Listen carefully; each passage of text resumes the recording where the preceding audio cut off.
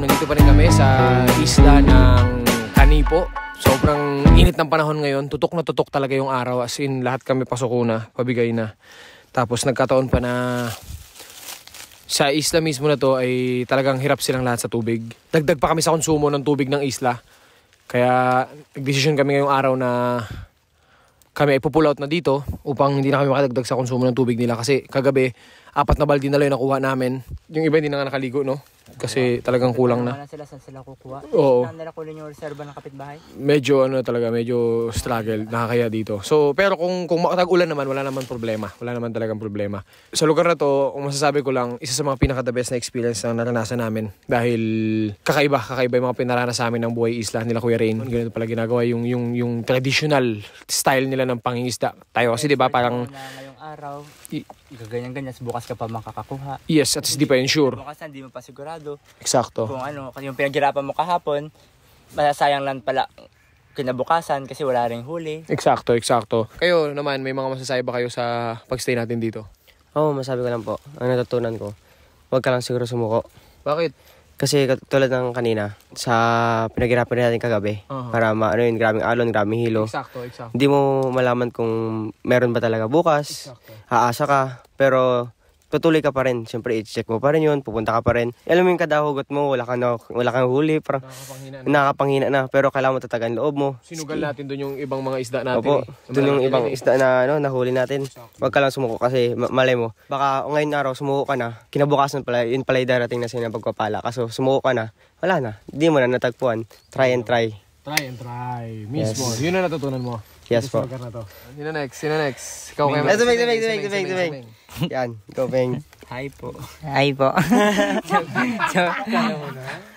Base naman sa kanina, ang natutunan ko, paano magkain ng malaking isda. Joke lang. Yun lang, kain lang. Kain tulog. Lahat ng probinsya, may kanya-kanyang style yan ng pamumuhay. May kanya-kanyang style ng paano mabubuhayin yung pamilya mo. So lahat ng style na yun, ang sarap matutunan lahat. O kahit di mo matutunan eksakto, malaman mo lang kung paano. The more na marami kang kaalaman, the more na mas tatagal ka sa mundong to, at the more na mas marami kang magagawa. Lahat po talaga mapagsikapan kasi katulad po nung kanina po, yung sa fins po, hindi po ako marunong nun. Sinubukan ko lang po na natuto po ako. Hindi ka marunong mag-fins? Hindi po. Kasi sinamahan niya ako kanina, nag-dive kami. Nag-explore kami niya sa unahan lang. Tapos first time niya pala mag-fins. First time lang po. Tapos kaya sabi niya sa akin, first time ko magtagalan ganito sa tubig niya, na ganito. Kahit nangangalay na po, sige lang. At least marami ka natututunan. Opo. Pero masaya ka naman na kasama. Masaya po. Ang galing kasi meron silang yung community na tinatawag. Tulong-tulong sila. Napansin ko yun yung pagdating pa lang natin eh. Nag-ipon agad sila ng tubig.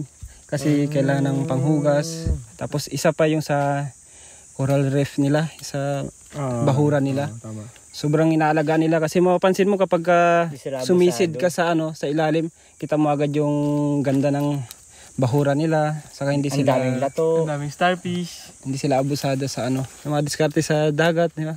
Kami sa kawan. Uy, may ipon doon. Diyan yung kawan. Sa ibon. Yes, Nakabase sila kung nasa nasaan ang ibon. Nandun yung isda. Sure ball. Maganda gumawa ng memories or experience pag may kasama ka. Exacto. Pag yung kasama mo masaya, tulong-tulong kayo. Exacto. Nagkakaintindihan kayo. Yung grabe yung alon kanina. Pero nakikita ko kayo, chill lang naman kayo at kalmado. Ganon din ako.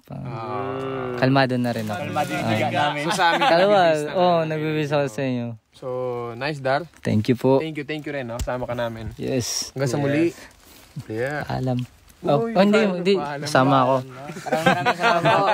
Sama daw siya.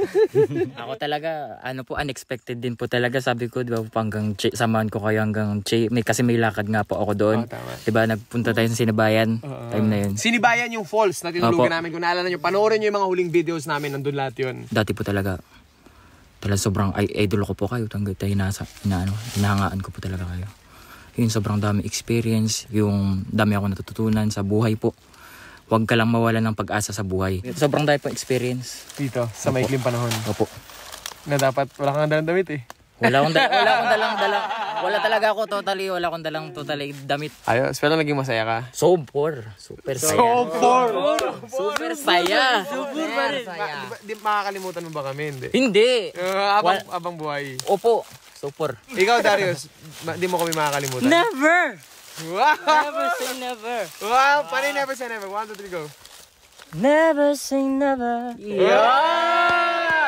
Alright, so ayun. Yayin na kami. Pabalik na kami ng mainland. Kasi kagabi pala, si Jayo at si Domeng nagkukwento sa akin. Miss na miss nila si Mama at si Dongdong. Yes. Kagabi pa nagsasabi. Sabi nila sa akin, binubulungan nila. Nakahiga na kami. Di, miss ko na talaga si Dongdong. So si Meng naman ako di. Si Mami din. Ganyan. Saka si Nainay. Di pa natin nakikita. Tagal na. Sinong Rod? Oo, tapos si Dongdong naman, ganun din, di ba? Miss na miss niya rin si lakuya niya. Ako naman bilang ama, ayoko naman na namimiss ng mga anak ko yung isa't isa nang ganito katagal. Kaya, I will do my best. Alright. Alam niyo namang hindi ko kayo pababayaan at alam niyo namang gagawin ko lahat para mapasaya lang kayo. Let's go! Let's go!